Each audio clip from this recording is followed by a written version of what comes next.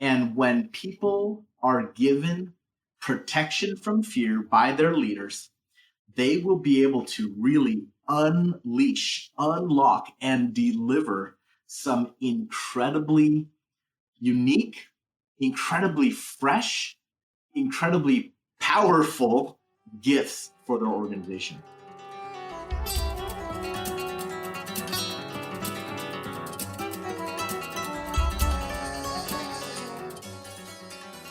Welcome to the Cultural Agility Podcast, where we explore the stories of some of the most advanced intercultural practitioners from around the world to help you become culturally agile and succeed in today's culturally complex world. I'm your host, Marco Blankenberg, International Director of KnowledgeWorks, where every day we help individuals and companies achieve relational success in that same complex world. Welcome once again to another episode of the Locking Cultural Agility Podcast. And I'm very intrigued by the topic of today, which is all about power. And we're going to be talking about power with Ming-Jinn Tong, who is not a stranger to the Unlocking Cultural Agility Podcast. And it's so good to have you back again, Ming-Jinn. It's great to be here. Yeah, very excited. I'm so excited to dig into all these wonderful questions. I'm afraid that this topic, 50 minutes or 45 minutes won't be enough. So let's see where we land. We'll talk quick, Marco. Well, some people, this might be the first time they hear you on our podcast channel. So it would still be great if you could introduce yourself to new listeners. Yeah, fantastic. So, my name is Ming-Jinn, and I live here in Minneapolis, Minnesota. And Marco, I've known you now for 13 years. I can't believe it. Met you 2010 in Colorado. And I have really been just continuing to really be a disciple of ICI and to continue to see how worldviews and dimensions of culture are just all the time working around us. So I spend most of my time helping people have conversations around culture, whether it's individuals or groups of leaders or organizations, helping them to have conversations where I hope people wind up discovering, hey, I'm really an expert in culture. I just never talk about it very much. That's great. I have been both inspired and blessed with you joining our global network, taking the lead also within the development of our work in North America, which is really exciting. And the topic of power is everywhere. You just have to watch a movie from superheroes to villains. You just have to open the newspaper, watch the news, any talk show, just open your social media. And it's a lot of comments people make nowadays. Power is just everywhere. But today, there are many different ways to talk about power. You can talk about it from a positional point of view, from a psychological, emotional point of view, from a resource and have not point of view. There are many different ways to look at it. But today we want to talk about it from a cultural point of view. And maybe just off the bat, why is that even important? Why do we need to have a better understanding of power from a cultural point of view? Yeah, great question. So I love words. I love definitions. Let me just mock up a really small definition on culture. So if we were to think about culture all around us, so not for those of you that are listening in that aren't familiar with the KnowledgeWorks handle on culture, we're not necessarily talking about your passport, right? We're not talking about the foods you ate necessarily when you grew up, or the holidays that you enjoyed. However, we are talking really about how. So that's my one word, 3-letter definition of culture. How. Culture is how life is conducted. So we could be talking about how people are motivated. That would be connected to honor and shame or innocence and guilt, power and fear, and how values become expressed. And that really deals with the 12 dimensions of culture, that we have similar values across cultures, but they're expressed in such different ways. So here's a small analogy. If I were to connect power with culture, I think a fair analogy would be a marketplace. Power's influence on culture is like currency's influence on a marketplace. But there's one big difference. The currency power in culture is largely invisible. It's hard to see the influence of power at work. Yeah. No, thank you for getting us going on this, because it's so crucial. I could go on. And now, maybe just to make sure we frame this conversation, because we could go in so many different directions. But what would your definition of power be? So this is how I think of it. Power, in its most granular form, is ability. Power is ability.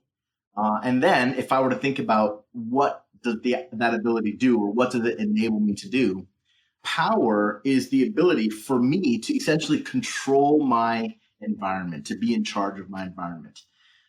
So one definition that I kind of use is power is the ability to cause your reality, everything that's around you, to become closer to what you want, to your will.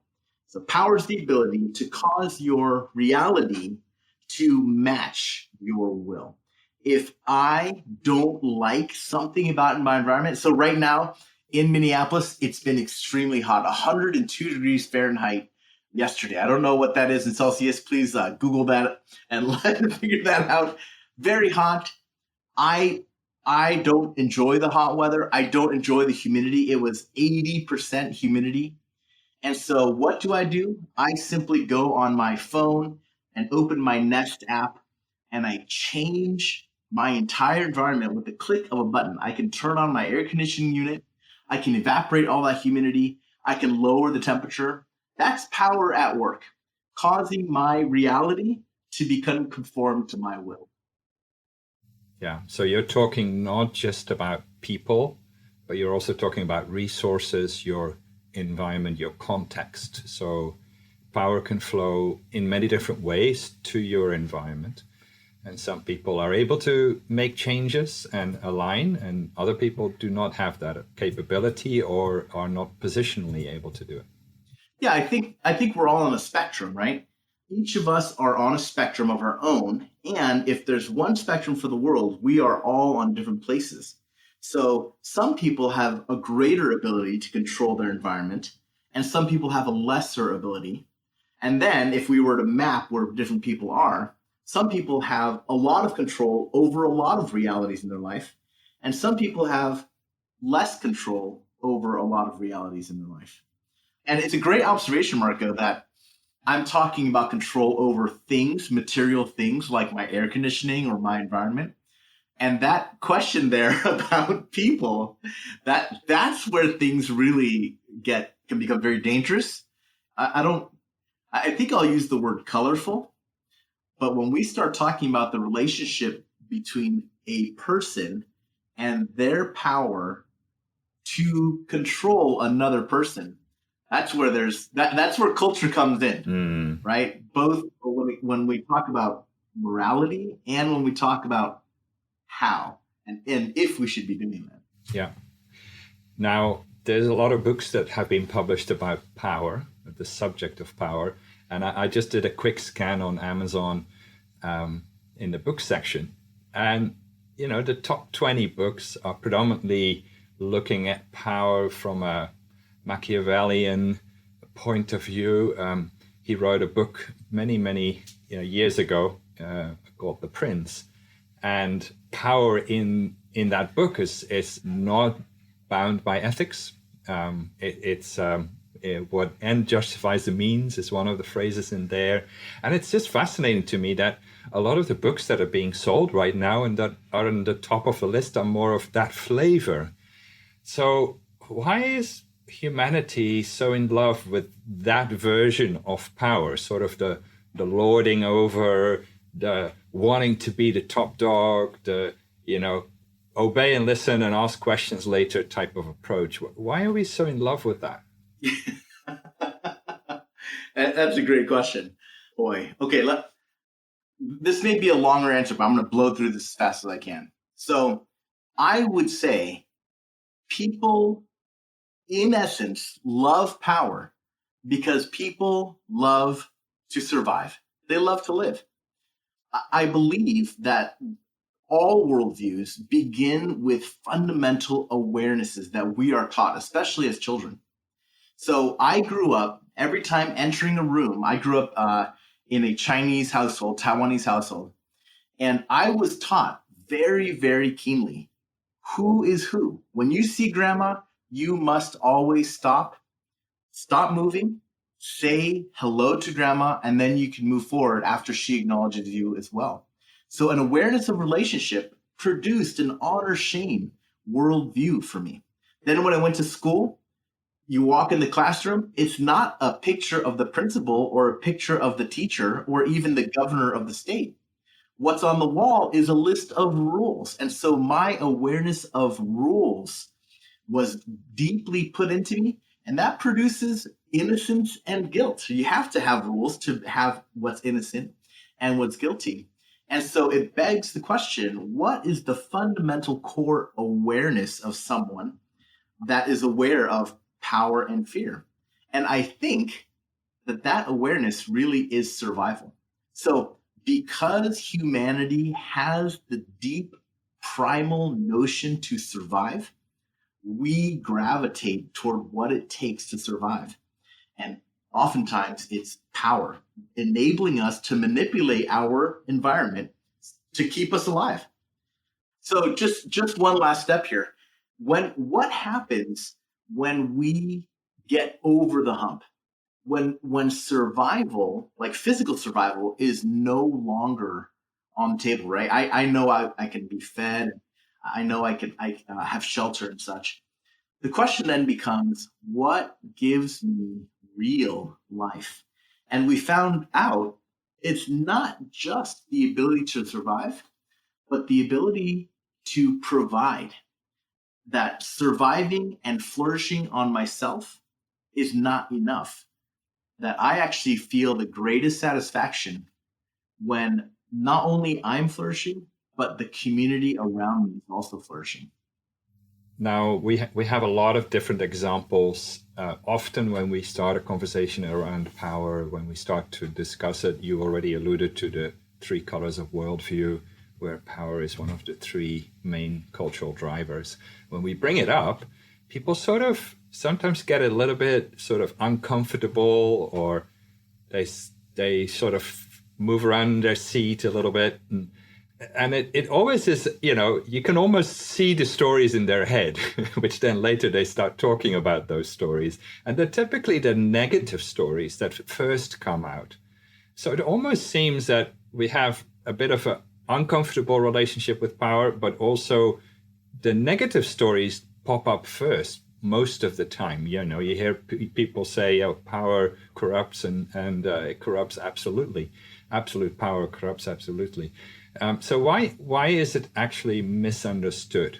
Yeah, I've had those experiences too. We talk about power. So at least in the US, my experience tells me that to be accused of having power is to be assigned guilt.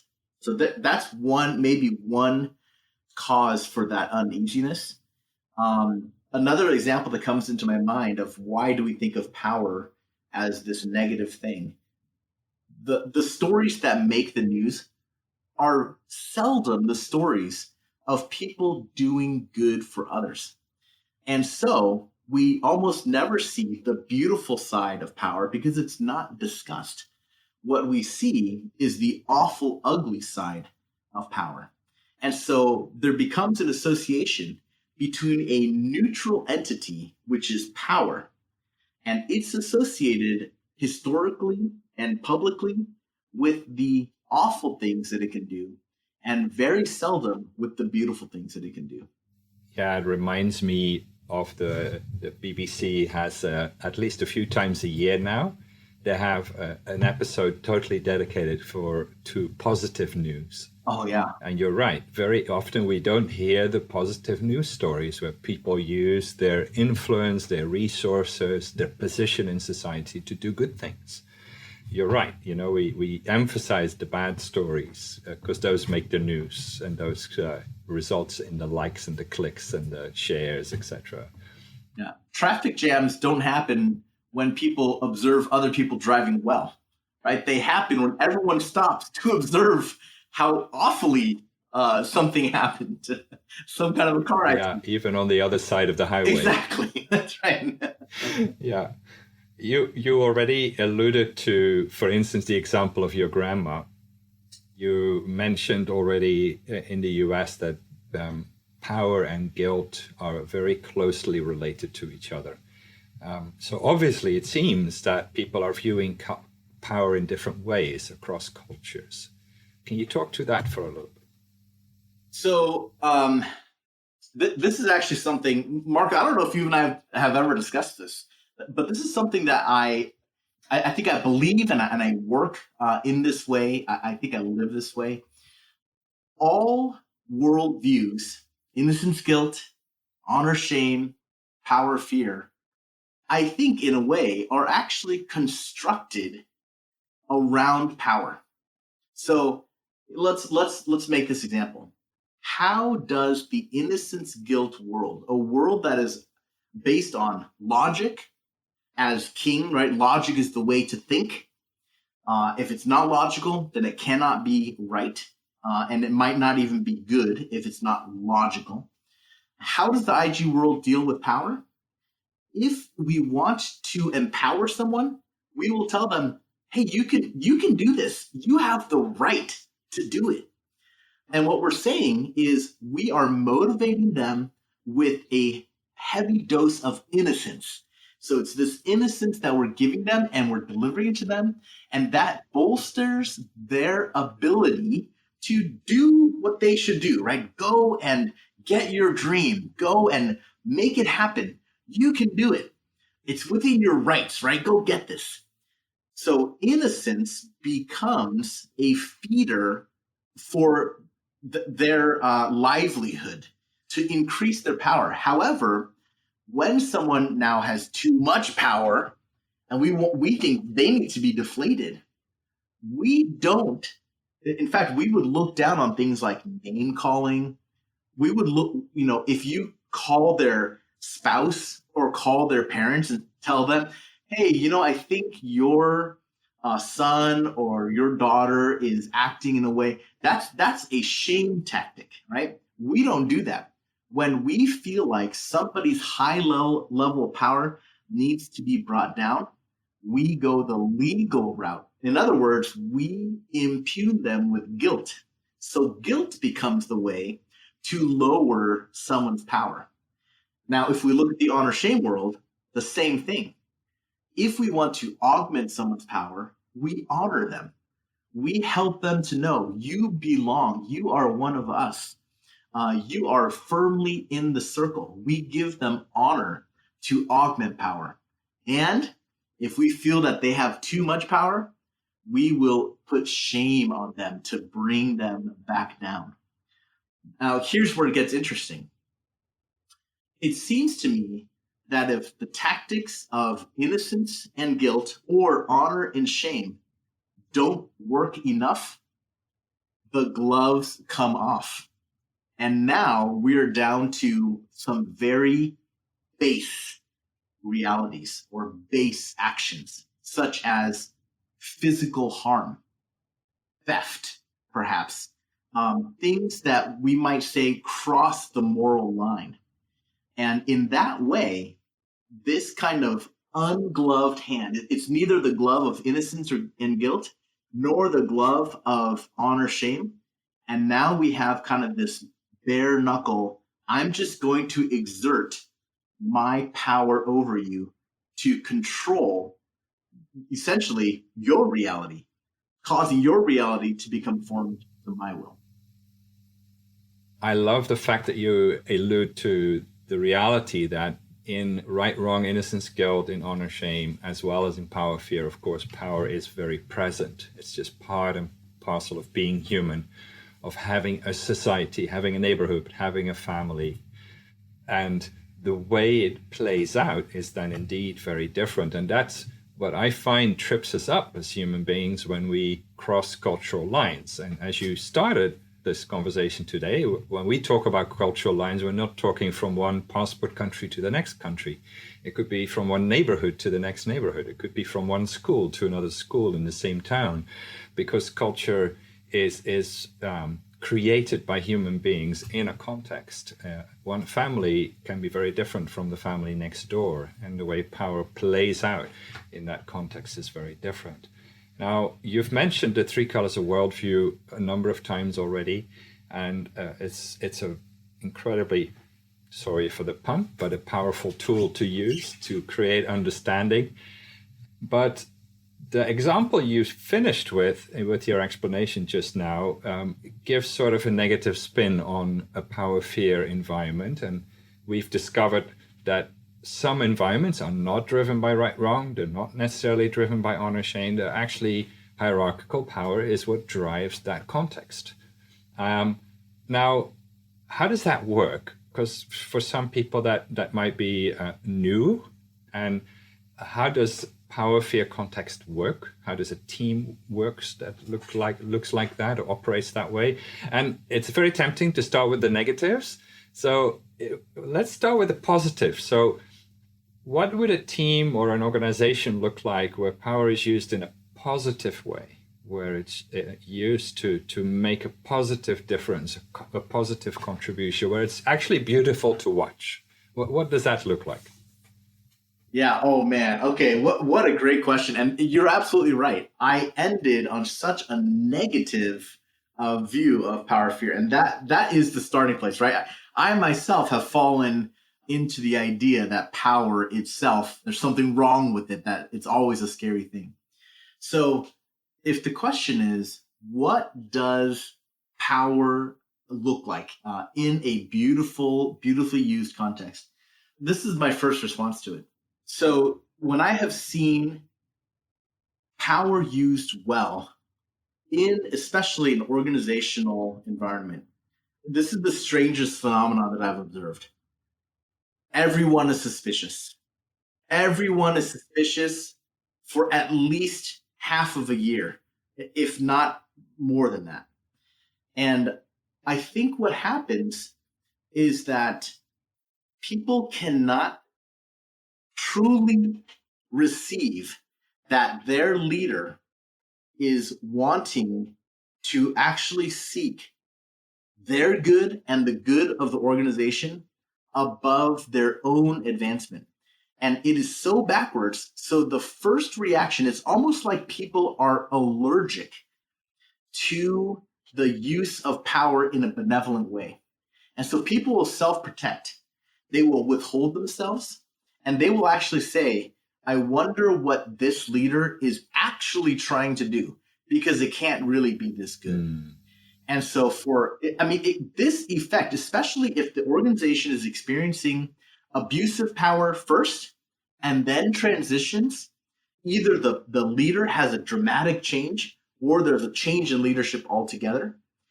When people encounter a leader that is more concerned about the well-being and the flourishing of the people that they are leading, people don't know what to do with it. So they will hold back. They will very slowly test the waters, especially if they've been hurt.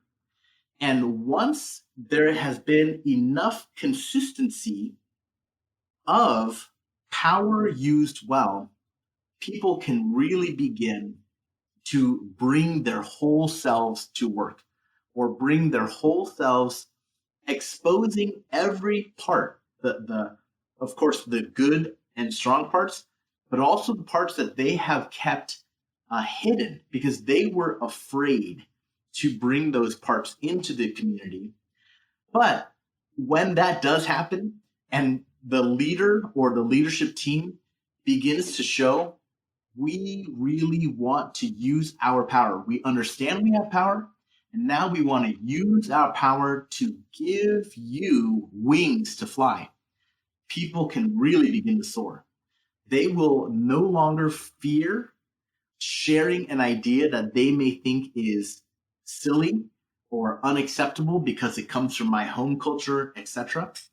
And when people are given protection from fear by their leaders, they will be able to really unleash, unlock, and deliver some incredibly unique, incredibly fresh, incredibly powerful gifts for their organization.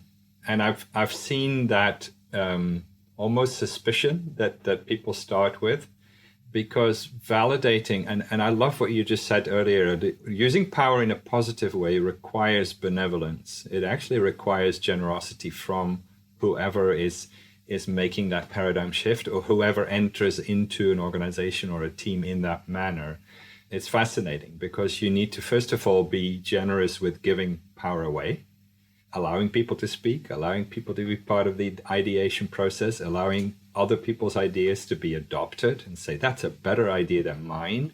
So you need to be benevolent in relinquishing power, but it's also being generous in investing in people. So in the larger organizations around the world, the word empower is used so frequently, and it's almost like a trendy word, but at the same time, they fail to implement empowerment because leaders don't want to be using power in that way. They still are holding on. Now, the way we look at power, the three colors of worldview is super helpful in helping to understand that some environments truly are operating based on hierarchy, based on who's at the top of the hierarchy. How do I potentially get closer to that person? But power, as you rightly mentioned earlier on, is everywhere. Now, in our intercultural work, we found that there are other polarities, we call them, cultural opposites, that are really helpful to understand power even at a deeper level. So one thing that you've already talked about in even previous podcasts is that people seem to, in a hierarchical, power-oriented environment, people seem to communicate in different ways. So direct versus indirect communication is used in a way that might be different, for instance, than in an innocence guilt or in an honor-shame environment. People look at accountability, for instance, in different ways. People look at status. In our culture mapping inventory, we look at status from a ascribed versus achieved point of view, also in a very different way. And the last one that's worth mentioning is this idea of destiny. Who controls my destiny? And they're directed as in the environment, my boss, my leader, the forces at play in my life. Destiny is controlled by them versus, no, I am in control of my destiny. So when you think about those types of opposites, how do they help us understand the cultural side of power even more? Yeah, boy, that's a great question. That's a whole nother podcast as well. Yes. Yes. You could pick any of those, you know. Sure. Yeah. Maybe I think I'll pick on accountability. So I also want to connect this answer to the answer before. Okay. So one word that you used earlier was relinquish for power. So a leader relinquishing power to empower the people that they are leading. However, I think, and I think you would agree with this, that relinquishing is not a zero-sum game. Power is not a concrete object that, or a finite object that goes from me, and in order for you to have some, I need to let go completely. That's not how it is, right? Power is actually much more elastic than that. In other words, I can maintain power and I can share it with you. And because you have a degree of power, it doesn't mean that I have less. It's not a zero-sum game, that I can maintain it and share it with you. And so when we apply that now to the dimension of accountability. So the dimension of accountability, for those of you that aren't familiar with this, it runs from one end of the spectrum. One polarity is individual accountability. I am only accountable for myself. And the other end of it is group accountability, that I don't find the moral categories of good or bad based on my own self, but my community. I view myself as a part of community and less as an individual. The way that power is looked at there then is very much in those same ways. So the individual accountability person will view power as this is my own thing. I have my own degree of power. I must protect it. And if I am to give it away, I am in control of that. However, on the other end of the spectrum, on the group accountability, you could say power belongs to our community. In fact, our leader helps us to understand what is the nature of the power that we have. And what power does in that community is determined by the community as well. So when these two polarities come together, if you have people that are working together from two different ends of the spectrum, they really do need to consider, number one, this is what I always like to say, number one, be aware that that spectrum, that dimension of culture is at play before we go throwing rocks at other people to say, you're not thinking about it right.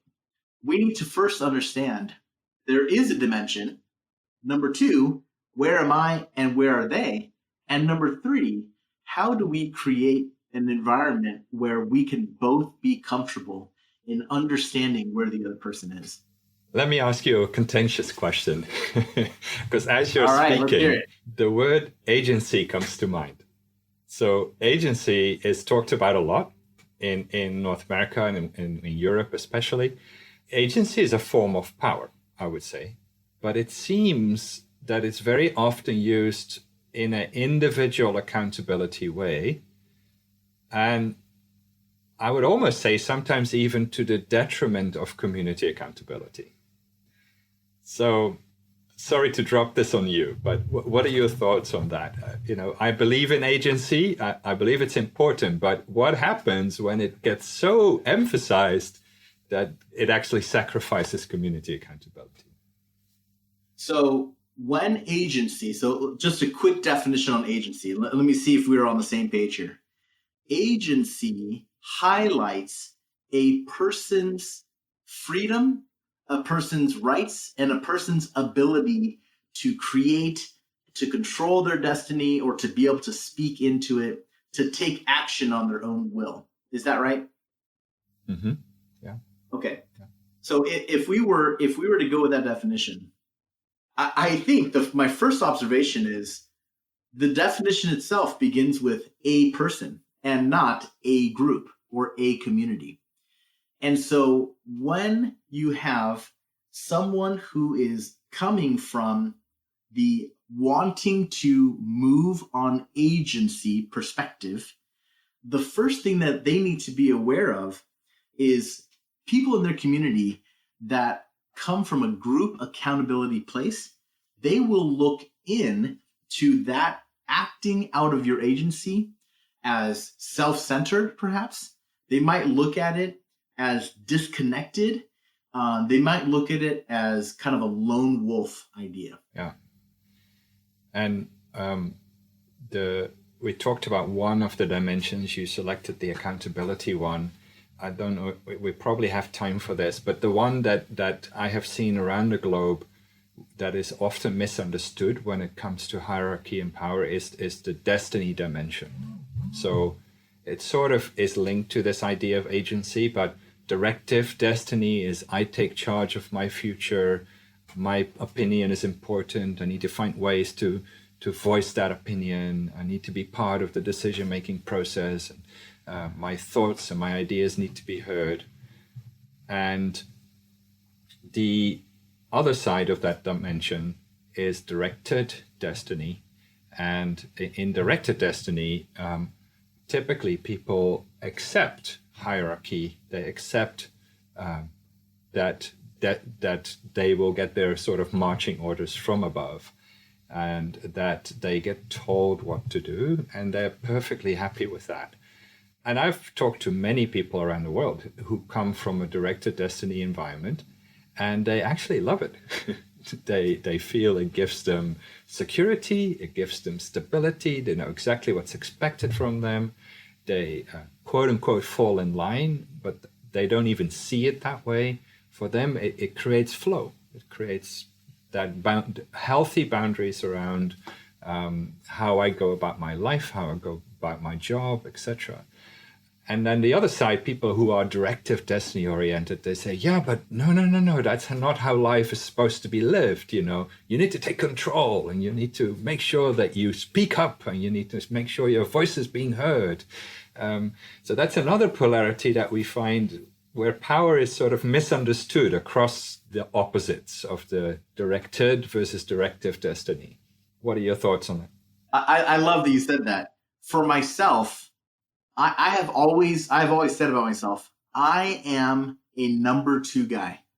I am not the one in charge, and I don't want to be the one in charge. And I think that's from my upbringing. I feel as a directed destiny person, I feel so much more comfortable when I do not have to be in charge. Don't let me make the decisions. Don't give me more power, because with power comes responsibility. I don't want that responsibility.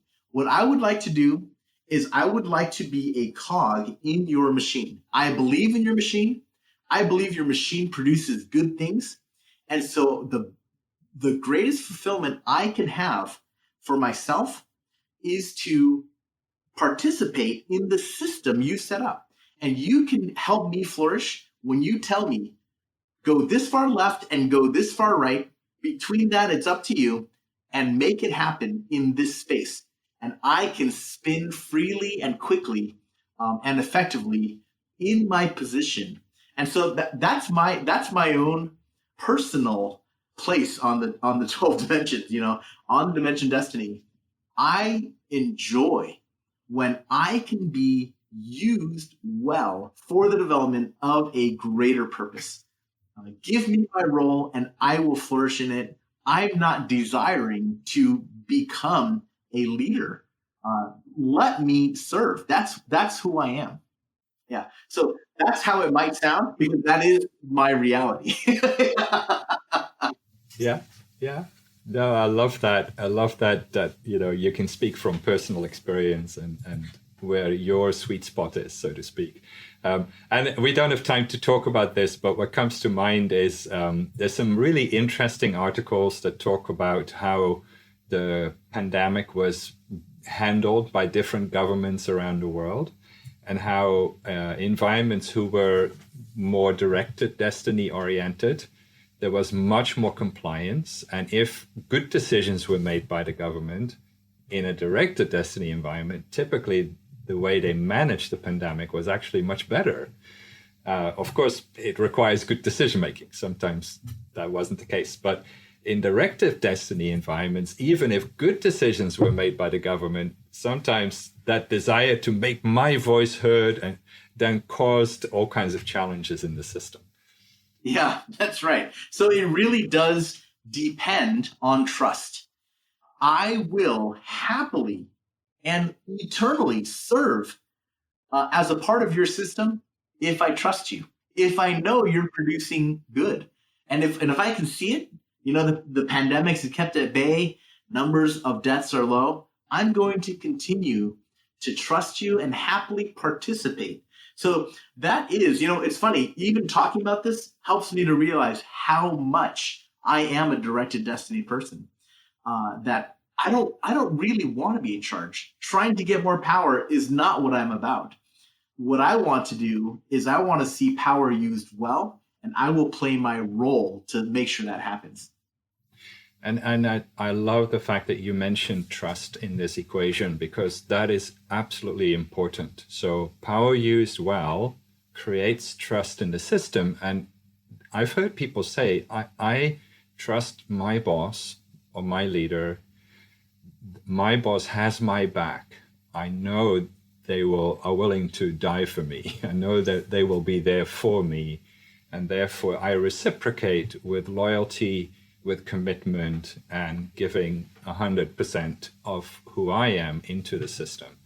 So trust is super important in that whole discussion.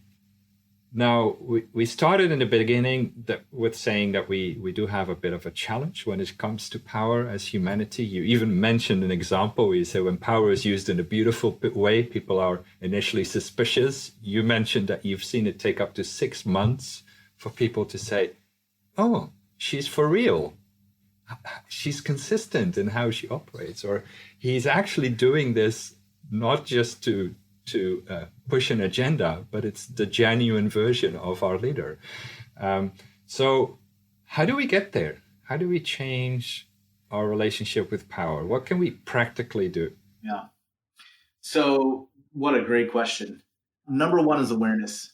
We have to be aware that we have power. Every person, from the least powerful person to the most powerful person, we all have a degree of power. So to become aware that you as a leader have power. And number two, not just general awareness, but specific awareness, which means listening and observing and having voices that you are willing to listen to. You should ask this to the people around you. Can you, for the next week, make observations about the impact of my presence anywhere I go? What's the impact of my presence? And then speak it to me, and I will listen to you. Because understanding the specifics of your power is the first thing you need to do to be able to use it well. Number two, once you understand the impact of your presence, you need to then begin to evaluate. These are the impacts of my presence that I want to augment. And these are the impacts of my presence that I need to evaluate more. And maybe I need to cull them. I need to change them. But to be aware that as a leader, as soon as you step in the room, you are making an impact. Doesn't matter if you said a word, just your presence. So number one, awareness. Number two, evaluation, understanding how your impact is. And then I think number three is engaging in a discussion with your organization about those impacts that you have.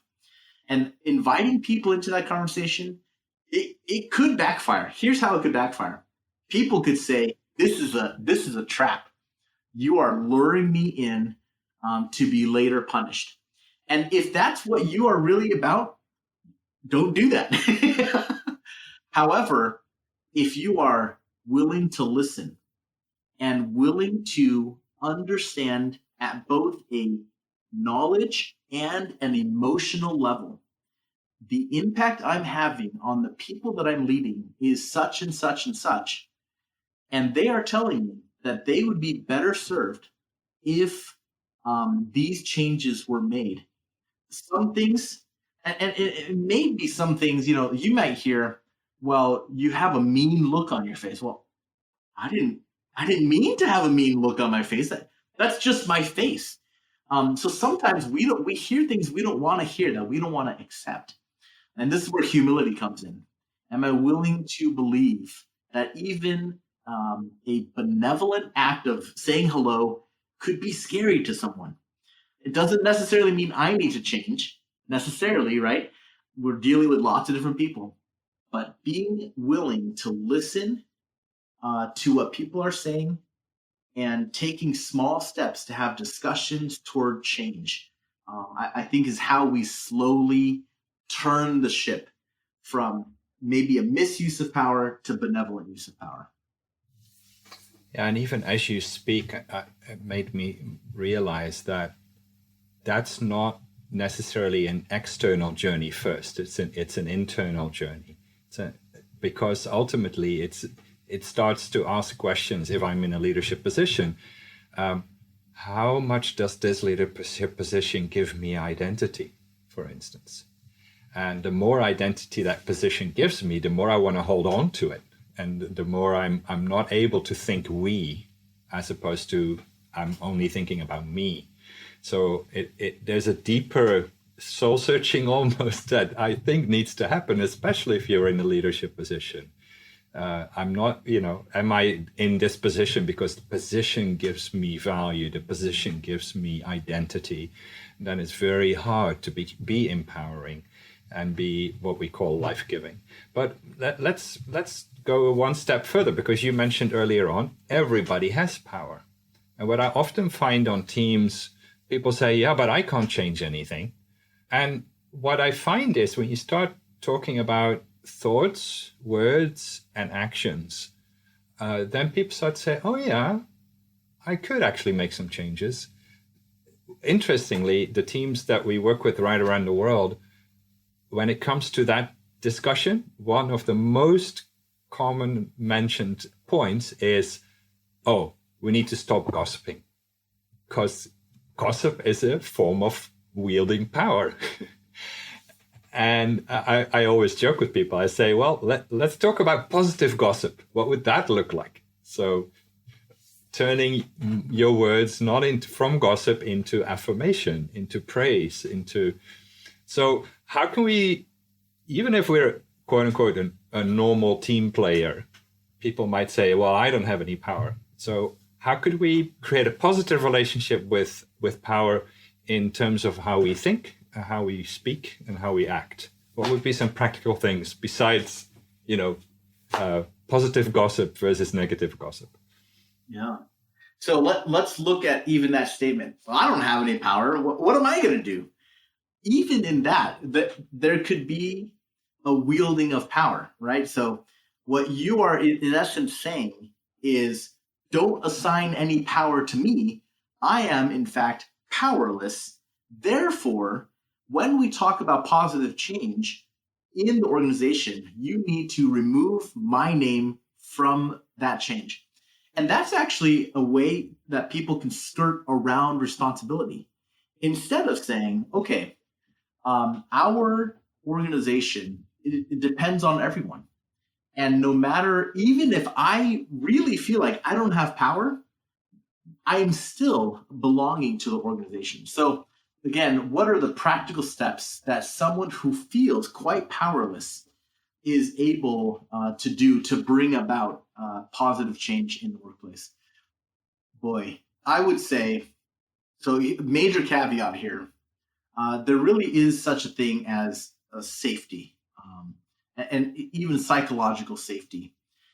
So in as much as you can operate in a safe space, I think that exercising and demonstrating courage to be among the first to begin to trust and begin to relate to leadership in a trusting way can be a major organizational changing factor. So let's say you have a leader who is learning to be more benevolent, magnanimous in their use of power. They need people to respond to them in a way that helps everyone to grow. Now, again, there is some inherent risk here, right? Everyone feels suspicious. But if you can be among the first to say, okay, my leader is saying this, and I want to take them up on it. I want to say, okay, I'm going to go ahead and I'm going to respond positively to this. This begins to, you almost put yourself out there as a test case for others to observe what's going to happen to this person when they begin to trust leadership. And what I would hope is that leadership will prove that they are indeed looking for the good of that person, and others can join them in beginning to change the culture. In other words, it's not just top-down leadership change that needs to happen. It's also willingness from those that are in subordinate positions to participate. Again, with the caveat of safety. Yeah.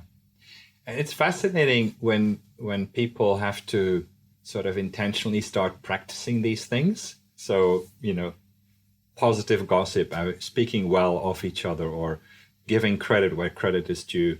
I remember I was doing an exercise with a team, and they wanted to do small affirmation cards. So write 3 things down from your colleagues that you appreciate. And it was introduced by one of the team members, and this person said, "Oh, it shouldn't take you more than 4 or 5 minutes." And 15 minutes later, they were still working on it. And they said, "This is hard." And it was a reflective of the fact that they are very good at pointing out what's wrong, but they were not so good at pointing out what was right. And it was like almost a mindset change that had to happen, where amongst themselves, they had the power to either choose to point out what was wrong, or choose to point out what was right. And when they first were asked to do that, they said, "Man, this is hard work." But as they got further into it, it got easier and easier and easier. So it's almost like a reprogramming of the mind as well. Yeah. Yeah. I want to go from the other side of that.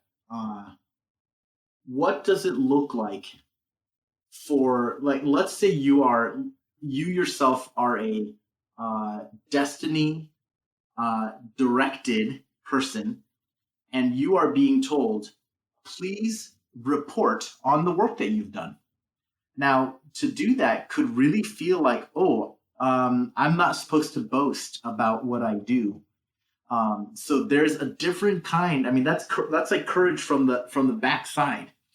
Are you willing to participate in a, what you might think of as a self-boasting kind of an environment, when really all you're being asked to do is to illuminate and inform the actions you've taken, so that everyone can celebrate, can move forward together to understand what's happening in the company. So yes, speaking well of others, but also taking courage to cross over to that other dimension, to speak well of yourself, actually. And to know I'm not going to be punished for doing that. Love that. Well, I think we landed on some very practical things that we do. I think what stands out to me is this, for all of us, myself included, to have that realization that we continuously are in positions of power. We are in positions of power in how we think about ourselves, how we think about others, how we think about relationships, about the place, the context, the business, the team that we operate in. And you mentioned earlier on to really become aware and observe. And we talk about perception management, to perceive at a deeper level, to perceive, to gather more data about myself, about you, about our relationship, and about the context, and learn from that.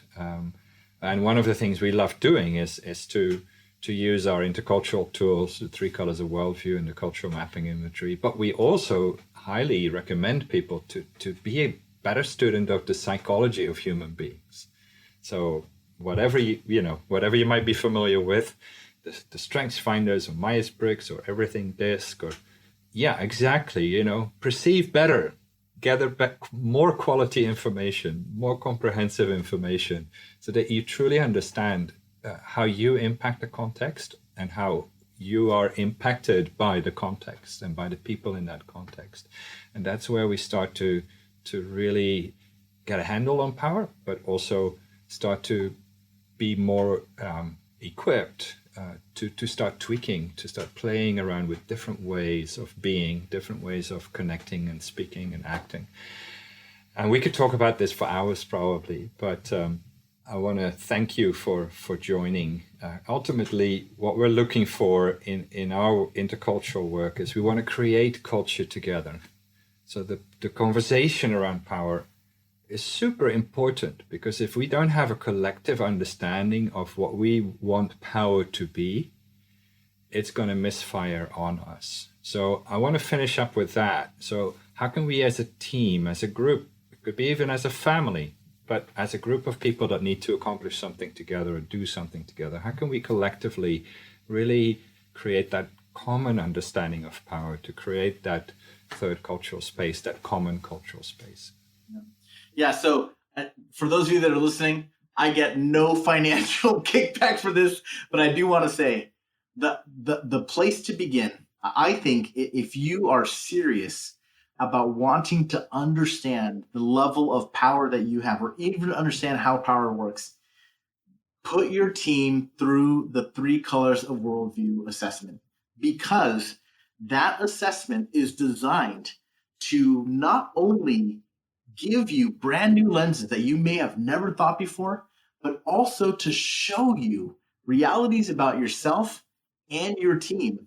And it really is a catalyst. It's an entry gate to begin conversations in a very safe and welcoming place. There is no right place to land. There's no wrong place to land. But we all have an understanding of culture deep within ourselves. And when we can finally get eyes tangibly to see how those motivations, innocence, guilt, honor, shame, power, fear, are working in us, it unlocks deep and powerful conversations, perspectives, and the ability to finally see things. Again, that invisible currency at work, it actually throws paint and helps us to see how it's working. Well, thank you so much, Ming-Jinn, for joining. Such an important topic, and we need an awful lot of deep diving as humanity, including myself, to really understand it better, to embrace it, to even maybe, get to the point where we can celebrate power in a positive way. So thank you for joining this conversation. And details on how to connect with Ming-Jinn will be shared in the notes of this podcast, as well as some hyperlinks on further reading that you'll find on the knowledgeworks.com website. And thank you, everybody, for joining. And thank you, Ming-Jinn, for being on this podcast again with us. Really appreciate it. Great to be here. Thanks for having me, Marco. Thank you so much for joining us for this episode of the Cultural Agility Podcast. If you enjoyed today's episode, share it with someone. The best way to help us out is by leaving a review on your favorite podcast app or channel, or forward and recommend this podcast to people around you. As always, if any of the topics we discussed today intrigue you, you will find links to articles discussing them in greater depth in the podcast notes. If you would like to learn more about intercultural intelligence and how you can become more culturally agile, you can find more information and hundreds of articles at knowledgeworks.com. A special thanks to Jason Carter for composing the music on this podcast, and to the whole KnowledgeWorks team for making this podcast a success. Thank you, Nita Rodriguez, Ara Azizbekian, Rajitha Raj, and thanks to Vip and George for audio production, Rosalind Raj for scheduling, and Caleb Strauss for marketing and helping produce this podcast.